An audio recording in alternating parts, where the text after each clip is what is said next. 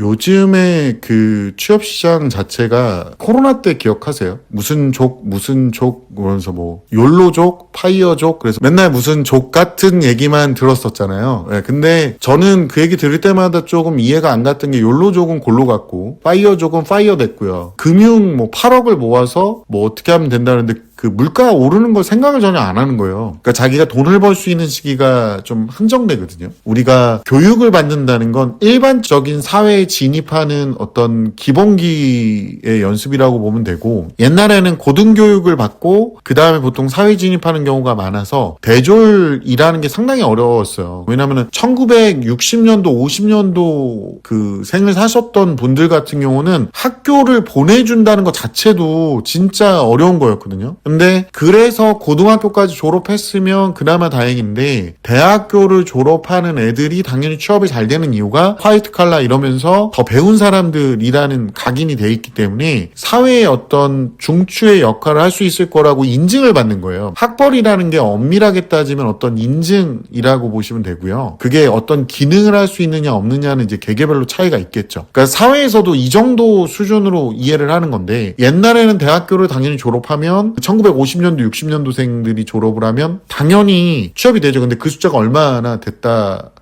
이게 눈치채시죠? 대부분 다 농부셨거나 닭 깔고 소 데리고 다니고 막 이런 거 이제 아시잖아요. 제 세대 분들은 소도 직접 본 적 있잖아요. 그렇게 살던 세대에서 전원일기 막 이런 거 나오잖아요. 그렇게 살던 세대에서 시간이 지나면서 이제 대졸자들 숫자, 저희가 이제 졸업할 때쯤 되니까 대졸자들의 숫자가 60%까지 늘어납니다. 이때는 좋은 대학교로 함축이 되죠. 그냥 대학교가 아니라 좋은 대학교를 나온 사람. 그리고 더 시간이 지나서 대졸자의 숫자가 확실하게 느니까 이제는 뭐냐면 좋은 전공 아니면 필요한 전공에 좋은 대학교를 나온 사람으로 더 함축이 되는 거예요. 그러니까 시간이 지날수록 밑에 있는 하한선들이 계속 높아지니까, 이거는 뭐 복지의 영향일 수도 있고, 우리가 이제 지원금이라는 걸 많이 주니까, 또 이런 거 있잖아요. 학자금 대출 뭐 이런 것도 많이 해주니까 결과적으로 대졸자로 진입하는 사람들이 많아지면서 점점 더 높은 스펙을 요구하게 되는 거죠. 이게 되게 안타까운 게 뭐냐면, 예전에 진짜 가난함과 지금의 가난함이 다르다 그랬잖아요. 예전에 저 가난할 때는 막 굶었습니다. 많이 막. 예, 제가 한 3, 4일도 굶어본 적이 있고 그러는데, 지금은 굶는 애들이 없죠. 예, 있다고 하면은 약간 복지의 사각지대에 놓인 애들이고, 보통은 그런 애들까지 찾아내서 이제 굶지 않게끔은 할 수가 있는 상황이 됐어요. 저는 죽어도 지원을 못 받았거든요. 그 당시에. 그러니까 지금은 이제 그런 것들이 많이 좋아지긴 했는데, 그러다 보니까 제 눈에는 그게 좋아 보이는데, 얘네들 눈에는 저의 경험이 없잖아요. 그러니까 저의 경험이 없으니까 오히려 이제 제가 현재 살고 있는 걸 보면서 본인이 그런 말을 쉽게 한다라고 생각을 하게 되는 거죠.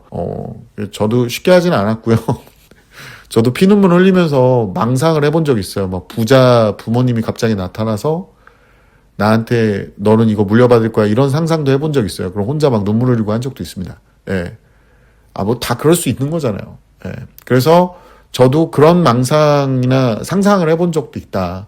그러니까 본인들이 꿈꾸는 것들이 점점 더 높은 수준으로 올라가고 있는 거고, 지금 현재 이제 대체되는 수준에서 제가 이제 안타까운 게, 제가 항상 강조하는 게 그거잖아요. 싫어도 하는 거 연습 좀 시켜라. 그리고 그럼에도 불구하고 꾸준하게 하는 걸 좀 연습을 시켜라. 이렇게 말씀을 드리잖아요. 어머님한테 귀한 자식이고 뭐 좋은 아들이고 알아요. 아는데 그거를 사회에서 알 수 있게끔 그 아이가 꾸준하고 안정적으로, 유튜브 해보시면 되게 알거든요. 보통은 유튜브 영상 한번 올려보시면 처음에 저한테 와서 유튜브 어떻게 해요? 이렇게 물어보시는 분들이 가끔 있는데, 제가 유튜브 그냥 찍어서 올리시면 돼요 라고 얘기를 하거든요. 아무거나 정한 다음에, 마크도 아무거나 정하고 어디를 찍을지, 뭐 얼굴 공개되면 안 좋지 않아요? 그러는데 얼굴 공개돼도 많이 못 알아봐요. 요즘에 좀 되니까 이제 좀 알아보시고 그러는 거지, 저 제주도 갔는데 아무도 못 알아보던데 뭘. 그러니까 뭐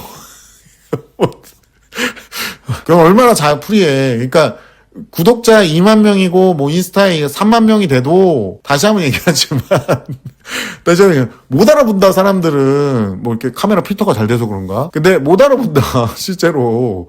그러니까 그건 나중에 결정해라. 본인 영상 올리잖아요. 그러면 뭐 나와? 하나 둘 조회수 안 나와요.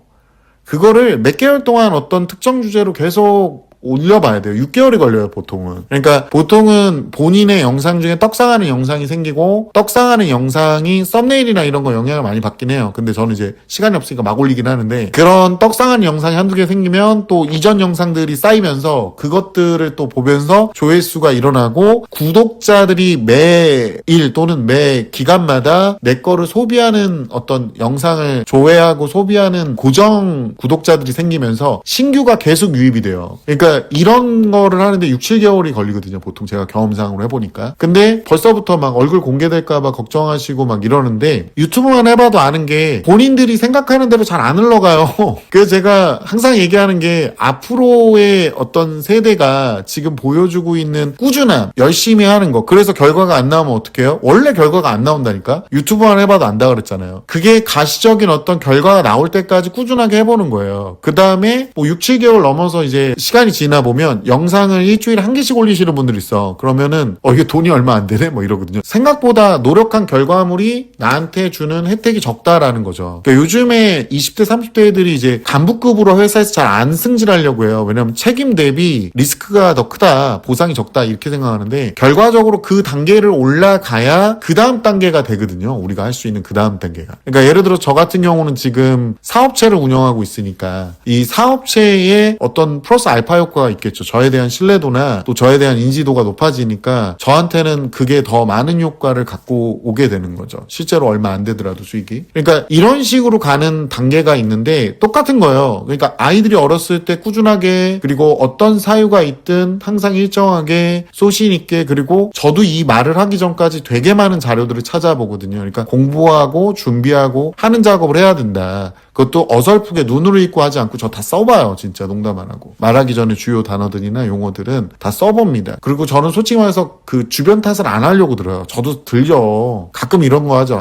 우리 부모님이 나한테 재산을 물려줬으면 내가 지금 이런 거 안 하고 그냥 클럽 가서 놀고 있을 텐데 뭐 이런 생각을 저도 하지. 하는데 지금 못 물려받았잖아 나는. 나는 뭐 개뿔 빚만 물려받은 사람이라. 그래서 저는 제가 생각했을 때는 뭐냐면 나는 나중에 빚을 물려주지 말고 자산이라도 남기고 가자. 그리고 저는 이제 제가 죽으면 제 CC는 연구용으로 기증할 거거든요. 이제 장례 비용이 안 든다고. 농담이고 열심히 썼잖아 이 몸뚱아리. 이거 뭐 땅에 묻어서 득되는 거 없잖아요. 근데 의학의 어떤 발전에 도움이 되겠죠.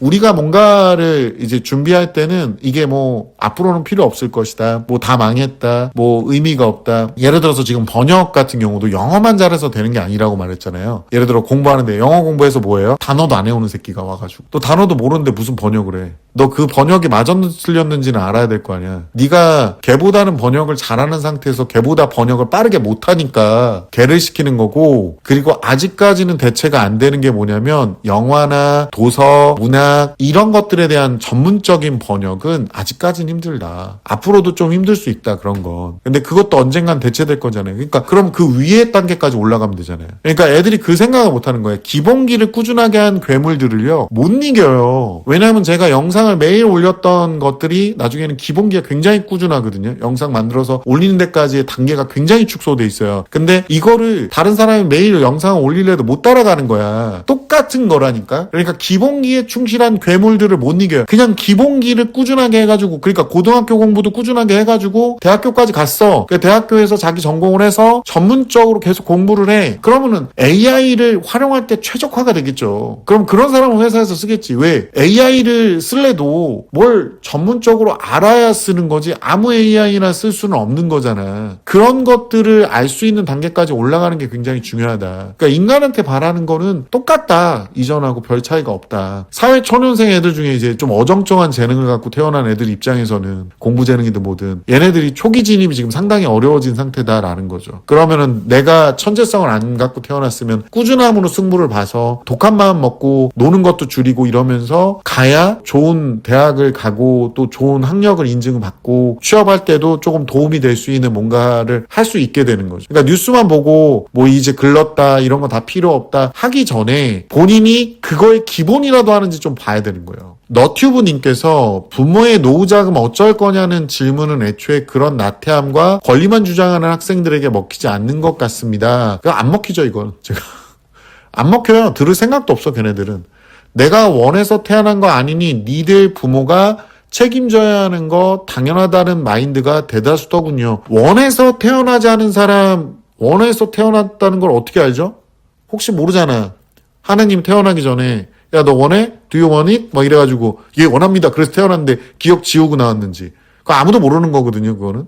그러니까 저런 말 자체가 앞뒤가 안 맞는 거야. 자녀로서의 인간으로서의 의무감은 전혀 없어요. AI한테 직업 뺏기고 공대도 취업이 안 되는 세상. 주변에서 이런 얘기를 듣고는 한다는 짓이 그 안에서 새로운 길을 찾거나 공부를 더 열심히 해볼 생각은 안 하고 노력하기 싫은 거죠 라고 남겼네요. 비트코인 혹은 도박 혹은 주식으로 한탕 해볼 생각부터 하더군요. 이번 코스피 지수 상승을 보고 청소년 주식 계좌 개설이 엄청 늘었다고 합니다. 투자를 배워보고자 하는 사람도 있긴 하겠지만 저희 둘째 아이 학교 학원 또래들 얘기 듣고 충격받았어요. 갖고 있는 세뱃돈 다 몰빵해서 투자해서 자기 워렌 버핏 되겠다고 하더군요. 투자하면 다 떼돈 버는 줄 알고 떠드는 글들이 넘쳐나요. 보고 있으면 한숨 나요. 이게 이제 드디어 코스피에서 돈을 뺄 때가 됐다는 증거입니다.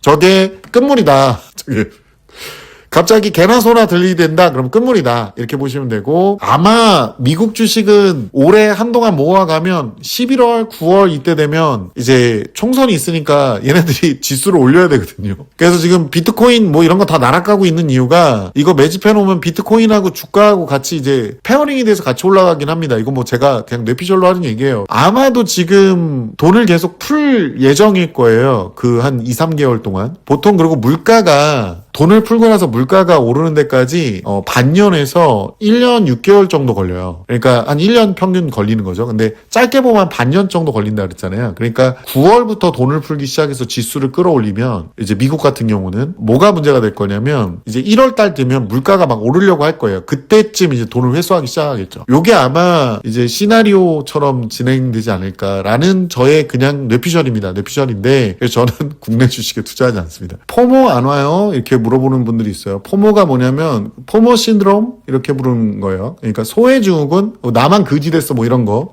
나만 없어 코스피 뭐 이런 거.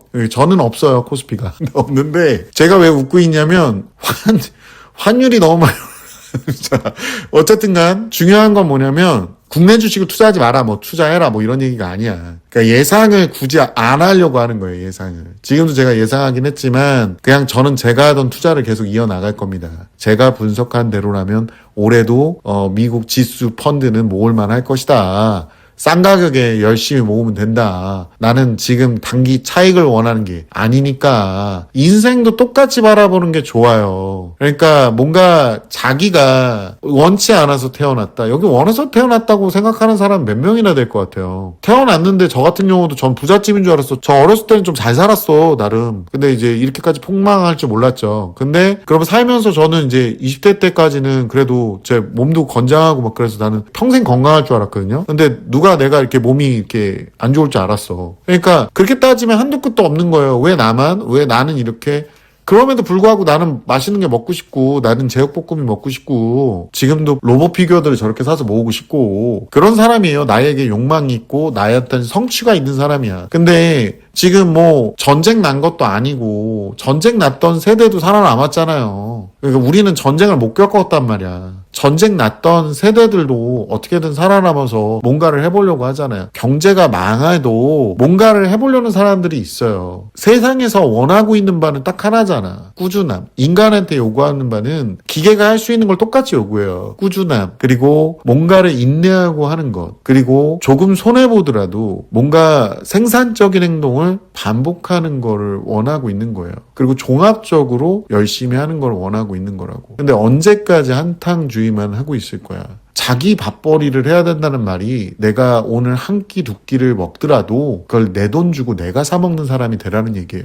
뭐 사회가 뭐 AI로 다 뒤덮여서 아무도 취업이 안 되고 뭐 어쩌고저쩌고 얘기하는데 복지가 좋아졌다고 몇 번 얘기해. 옛말에 그런 말이 있어요. 세상이 무너져도 하늘이 무너져도 솟아날 구멍은 있다. When I